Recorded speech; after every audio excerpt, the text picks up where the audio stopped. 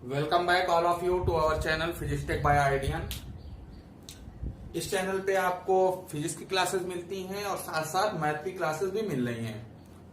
तो मैथ के लेक्चर में अगर हम बात करें तो आपका sequence and series topic and हो चुका है, कंप्लीट हो चुका है।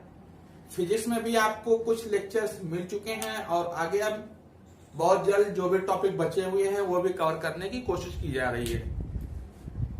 और अभी तक जिन्होंने हमारे चैनल को सब्सक्राइब नहीं किया है, सब्सक्राइब करें और वीडियो अच्छा लगे तो लाइक और कमेंट जरूर करें ताकि हमें पता चले कि आपको हमारा लेक्चर समझ में आ रहा है, पसंद आ रहा है, ताकि हम उस हिसाब से और आगे और वीडियोस बना के आपको प्रोवाइड करा सकें जिससे आपके प्रिपरेशन में हेल्प हो सके।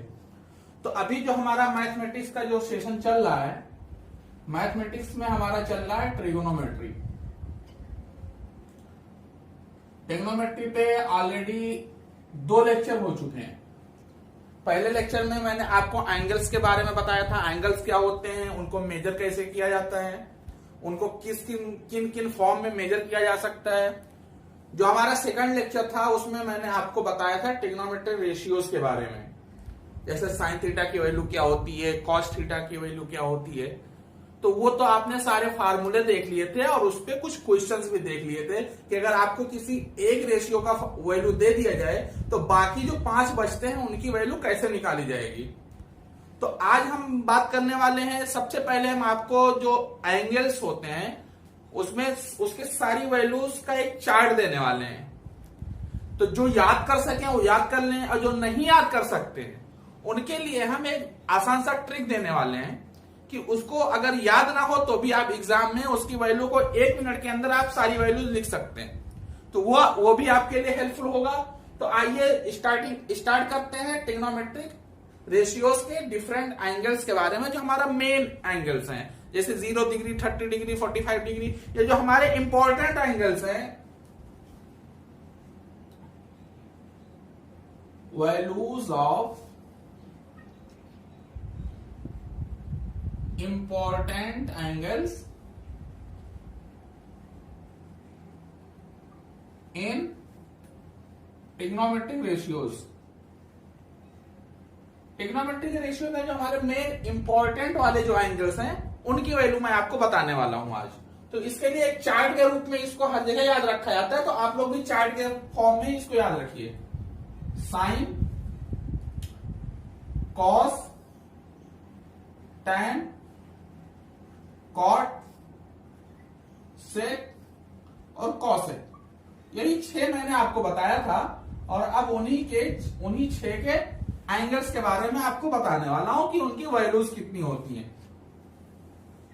उसके बाद हम कुछ और इंपॉर्टेंट टॉपिक्स और आगे कवर करेंगे आज, लेकिन पहले ही एंगल्स के बारे में जान लेते हैं कि इनकी वैल्यू कितनी होती है। तो सबसे पहले जो हमारा आता है 0 डिग्री,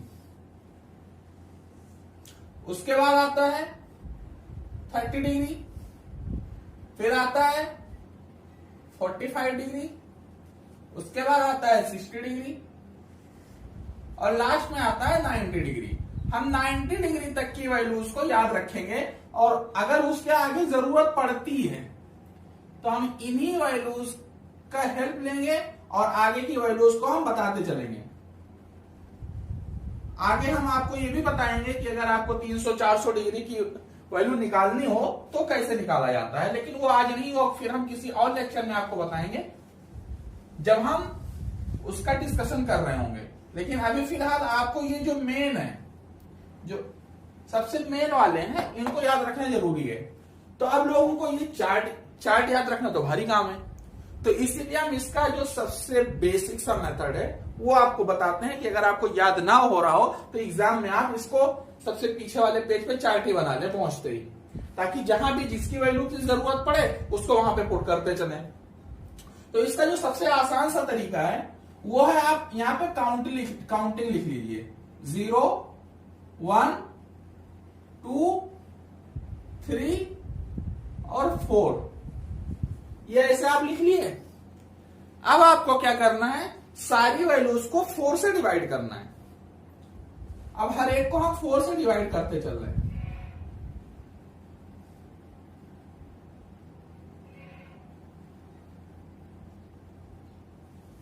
ये हो गया। अब इस सारी वैल्यूज को स्क्वायर रूट के अंदर रख लीजिए।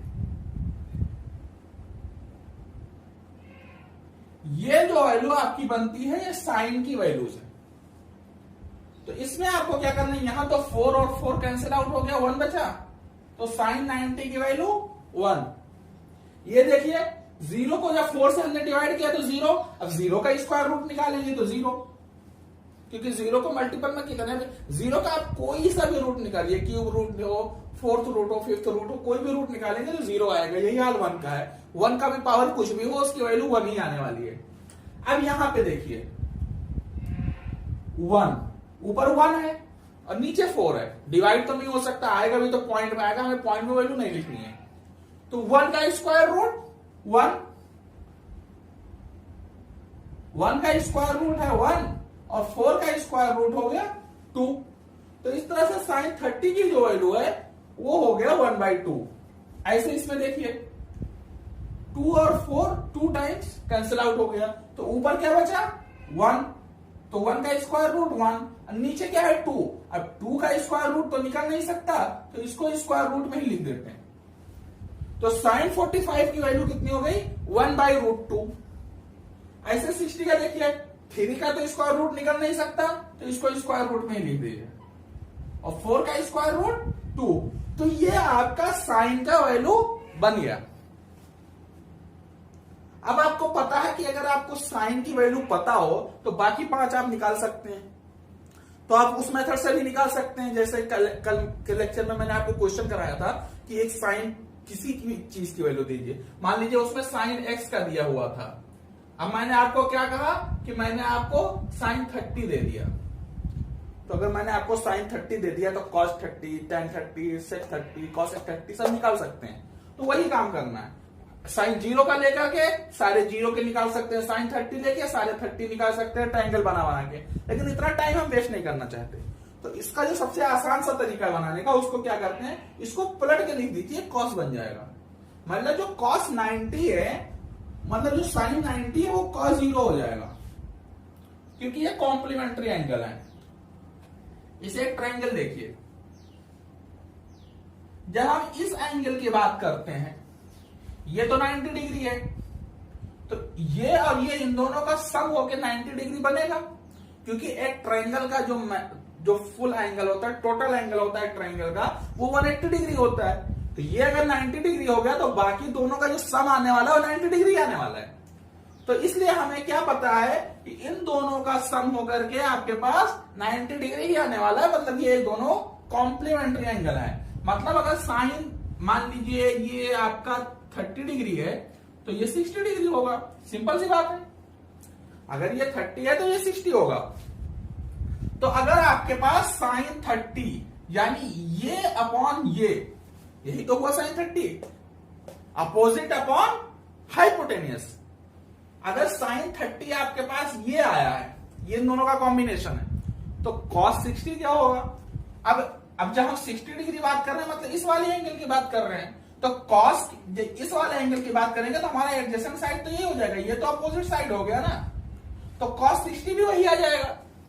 तो इसलिए ये जो कॉम्प्लीमेंट्री एंगल होते हैं, मतलब 90 से माइनस करने पे अगर वो बन रहा है तो वैल्यू सेम हो जाएगी साइन और कॉस की। इस तरह से आप इसको चेक कर सकते हैं। तो इसी तरह से जो हमारा साइन 60 था, साइन 60 मतलब अपोजिट अपॉन हाइपोटेनियस, हम 60 वाला ये वाला एंगल ले रहे थे।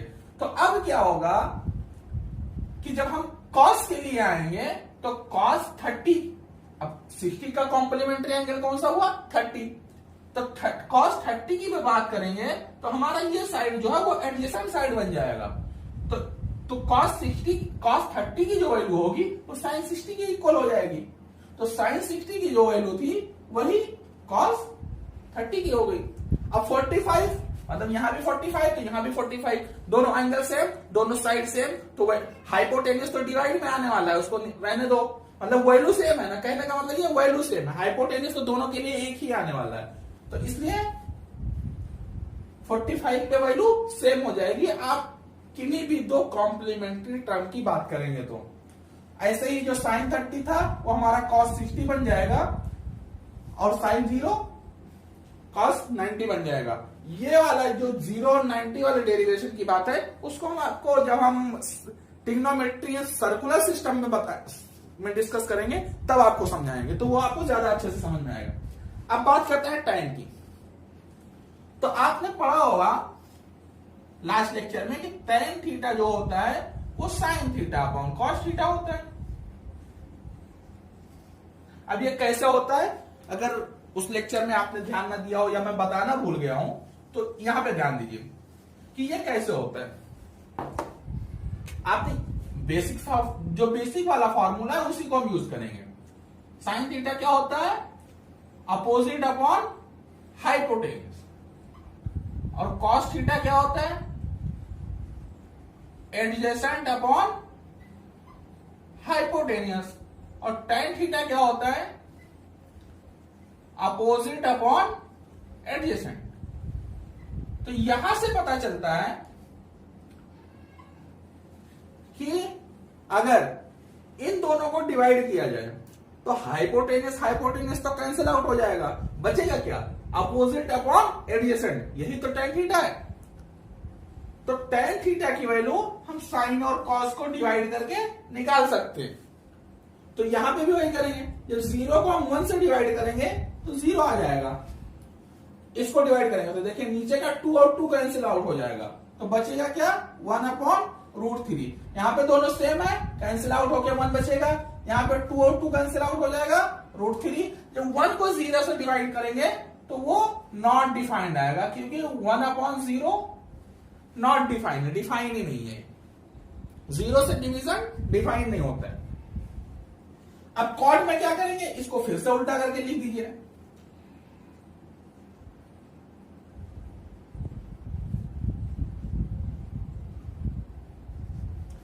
सेक क्या होता है, 1/cos, मैंने आपको लास्ट लेक्चर में बताया था। अब ये 1 लिखा है, मतलब ये क्या है, 1/1 लिखा है, तो उल्टा कर दो, रेसिप्रोकल, कॉस को रेसिप्रोकल करेंगे तो हमारा सेक बन जाएगा। अब ये 0/1 था, अब 1/0, मतलब नॉट डिफाइन हो गया।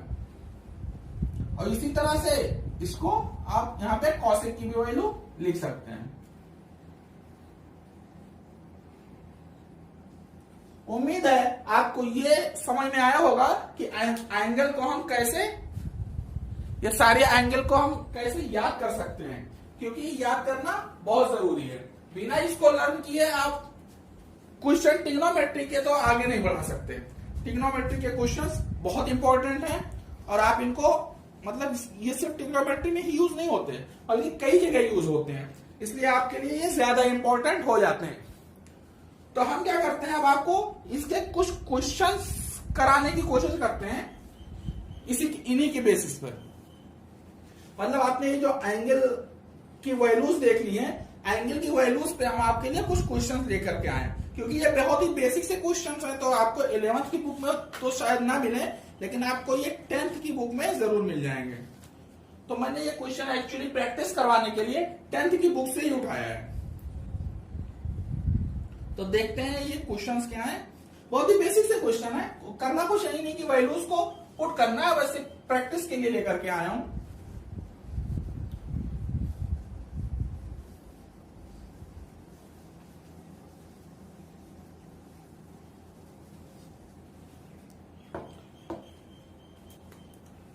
क्वेश्चन है आपका, फाइंड द वैल्यू ऑफ, आपको वैल्यू फाइंड करनी है, किसकी फाइंड करनी है,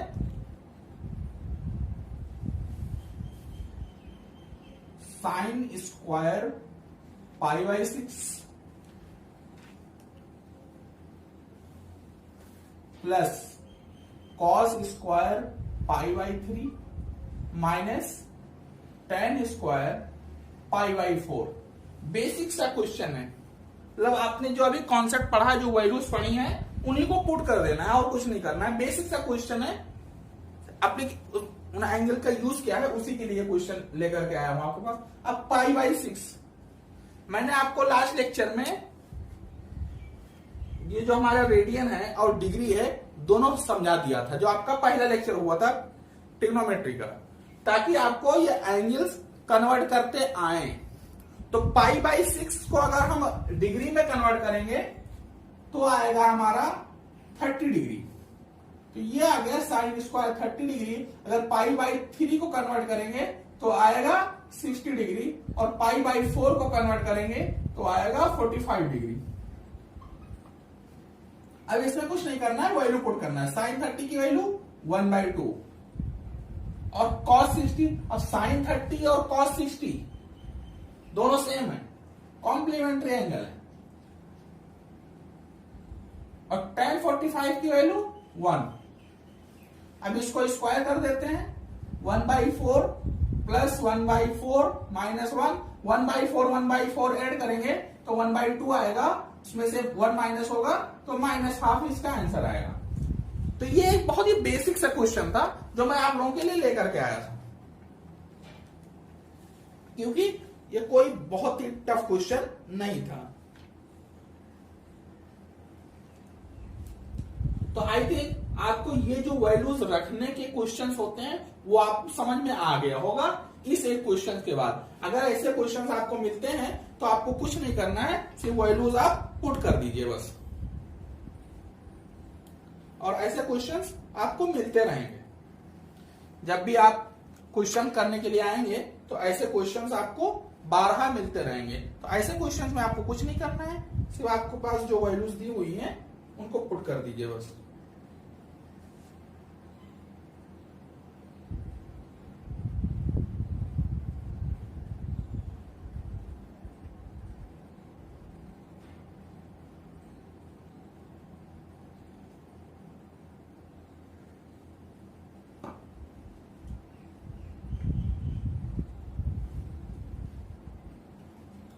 आई थिंक आपको ट्रिग्नोमेट्री रेशियो समझ में आ गए होंगे। अब हम बढ़ते हैं इसमें जो फंडामेंटल आइडेंटिटीज होती हैं उनकी तरफ।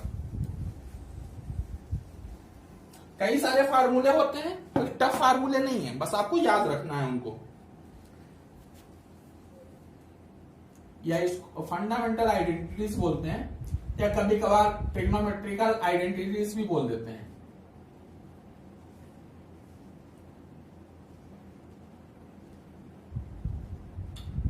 हम मेनली यही टॉपिक कवर करने वाले थे, फिर हमें ध्यान आया कि एंगल्स की जो वैल्यूज होती हैं वो भी हम आपको बताते चले, ताकि कोई भी चीज छूटे ना। हम हर एक चीज को, हर एक टॉपिक, हर एक सब टॉपिक को भी कवर करना चाहते हैं, ताकि अगर कोई यहाँ पे 10th या 9th का भी स्टूडेंट यहाँ पे देख रहा हो इस वीडियो को, तो उसे भी समझ में आए कि हाँ ट्रिग्नोमेट्री सच में है क्या।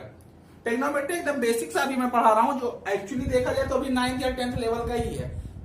अभी जब हम 10th लेवल को क्रॉस करेंगे, 10th लेवल तक आपने जो पढ़ रखा है वो रिवाइज करवा रहा हूं, और अगर कोई 10th का ही बच्चा है जो इस वीडियो को देख रहा है तो उसके लिए भी ये काफी हेल्पफुल होगा।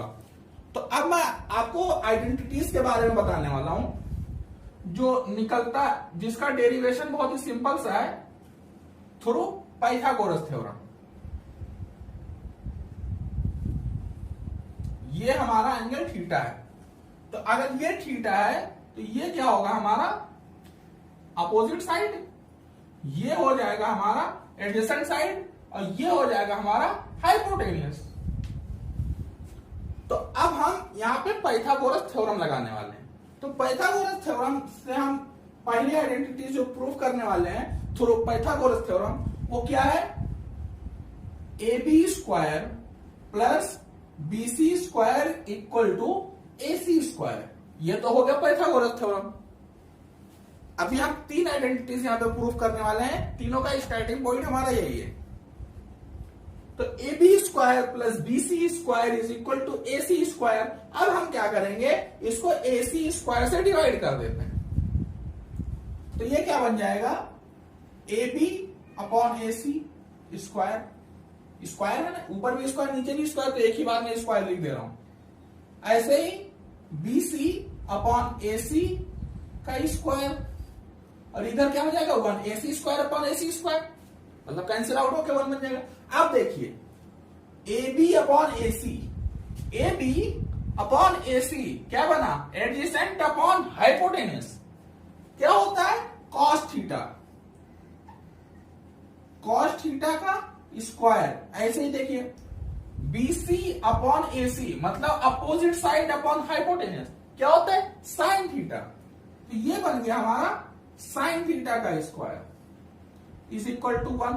अगर इसी को हम सही से लिख लें तो ये क्या होगा, साइन के square, sine square theta, sine theta का स्क्वायर ऊपर अगर यहां स्क्वायर लिखा है मतलब पूरे पे स्क्वायर है, plus cos square theta is equal to 1।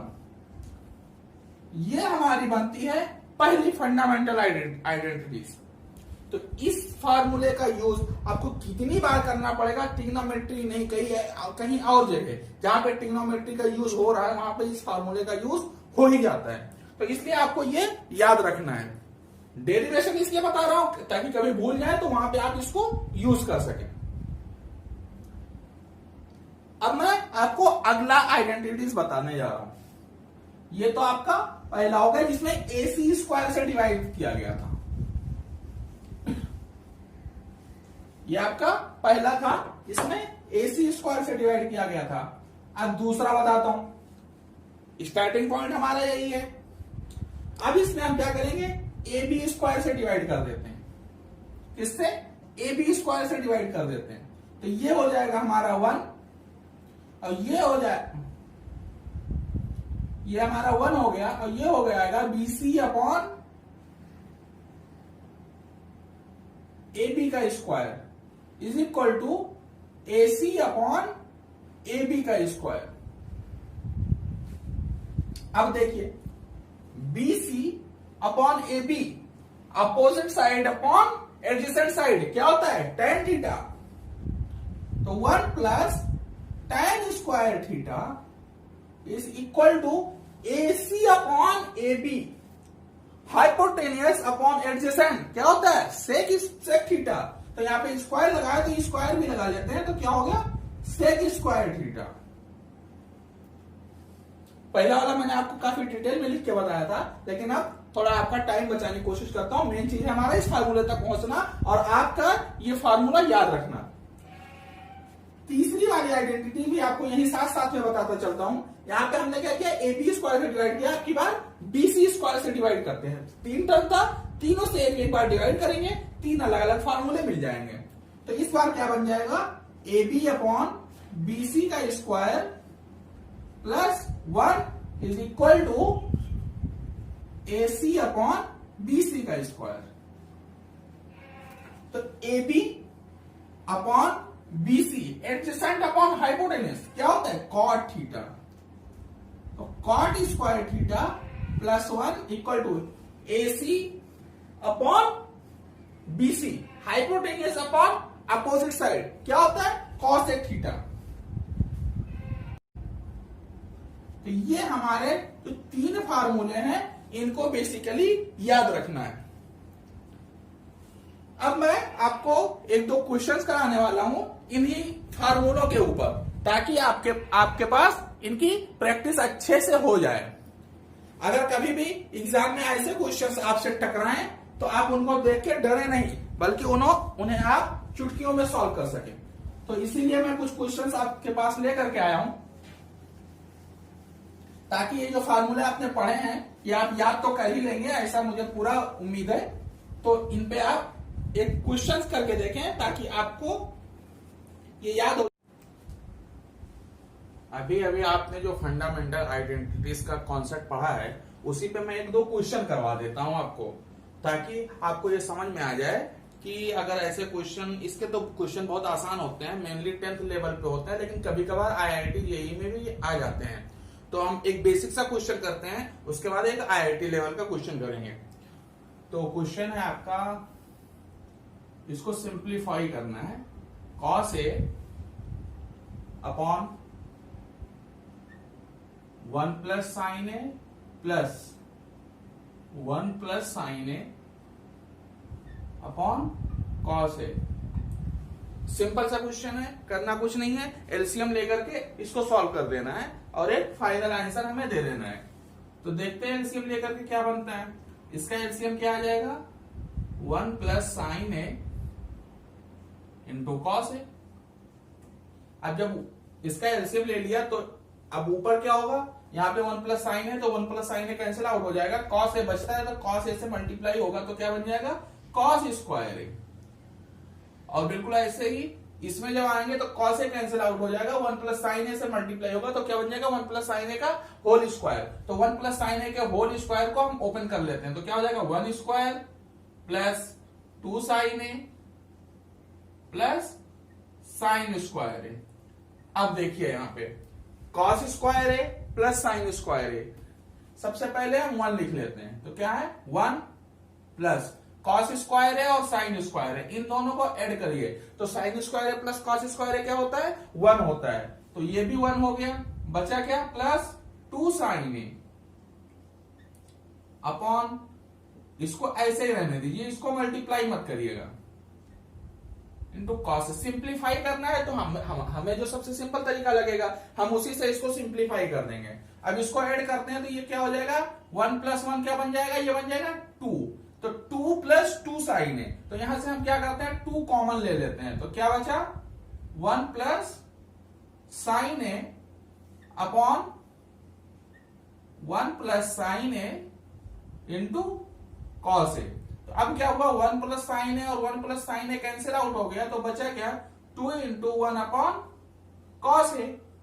1 upon cos A क्या होता है सेक ए। अभी मैंने आपको बताया था कि सेक ए और कॉस ए एक दूसरे के रेसिप्रोकल होते हैं, तो बिल्कुल वैसे ही इसका आंसर यही आएगा, इससे ज्यादा और ये सिंप्लीफाई नहीं हो सकता। उम्मीद है आपको ये जो कॉन्सेप्ट बेसिस जो क्वेश्चन था बिल्कुल समझ लीजिए, अभी स्टार्ट कर रहे हैं ट्रिग्नोमेट्री, ये जो आपका बेसिक सा क्वेश्चन था ये आपको समझ में आया होगा। इसमें क्या था tan, अभी क्या होगा फिर tan a के क्वेश्चन आएंगे तो tan a को कभी 1 अपॉन cot a में भी चेंज करना पड़ सकता है या sin a upon cos a में भी चेंज करना पड़ सकता है, लेकिन जो हमारे पास बेसिक से फार्मूले हैं उन्हीं को हम यूज करेंगे।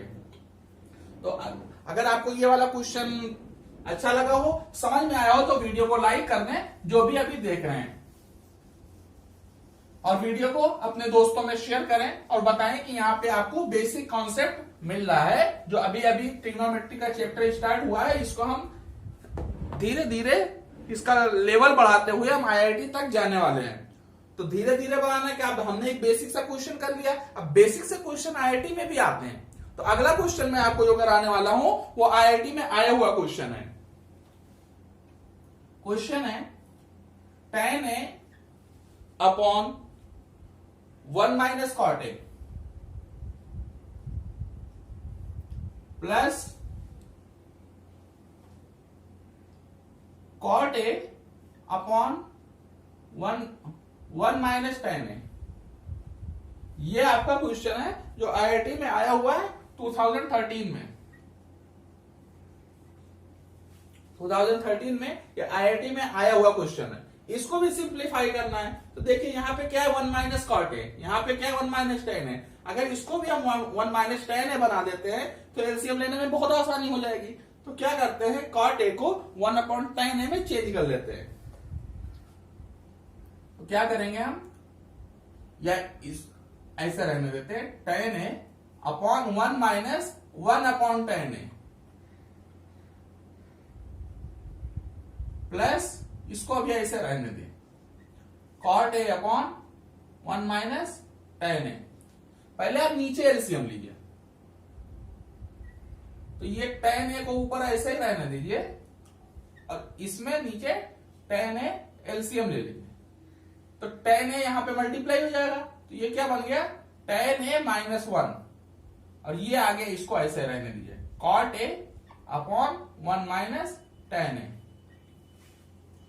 अब देखिए इसमें क्या होगा, ये tan है तो ऊपर चला जाएगा और यहां से हम माइनस कॉमन निकाल लेते हैं तो क्या बन जाएगा, ये tan है तो पहले से था, एक और tan है ऊपर गया तो बन गया tan स्क्वायर है, और नीचे क्या हो गया 1 माइनस tan है, और ये आगे ऐसे ही इसको लिखा रहने दीजिए cot a upon 1 minus tan है।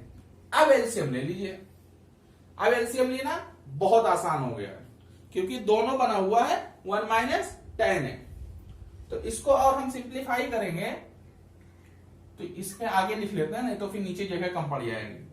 तो ये बन गया 1 माइनस tan ए, और ये बन गया minus tan square a plus cot a. अब इसको आप सिंप्लीफाई करेंगे तो आपको अपना जो बेसिक सा रिजल्ट है वो आपको मिल जाएगा।